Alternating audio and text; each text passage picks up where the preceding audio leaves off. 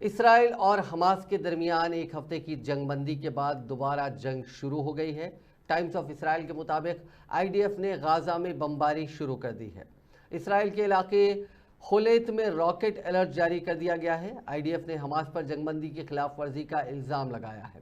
ایک رپورٹ کے مطابق اسلامی جہاد کی عسکری ونگ القدس کی جانب سے صبح کے وقت اسرائیل کے کئی شہروں پر حملے کیے گئے۔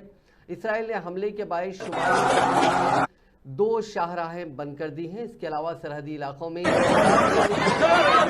لگا دی گئی ہے۔ اسرائیلی فوج نے غازہ کے لوگوں کو خان یونس کا علاقہ خالی کرنے کا بھی حکم دیا ہے۔ اس کے لیے عربی زبان میں لکھے گئے پامپلیٹ گرائے گئے۔ ساتھ ہی حماس نے کہا کہ اسرائیل نے صبح رفح کے قریب بمباری کی، اس میں درجنوں فلسطینی مارے گئے۔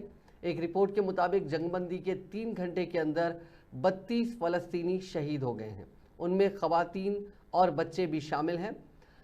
وہیں اسرائیلی صدر آئزیک ہرزوگ نے دبئی میں موسمیاتی سربراہی اجلاس COP 28 کے دوران وزیر اعظم نریندر مودی سے ملاقات کی۔ ادھر حماس نے متحدہ عرب امارات سے اپیل کی ہے کہ وہ اسرائیل کو موسمیاتی سربراہی اجلاس میں شرکت کی اجازت نہ دے۔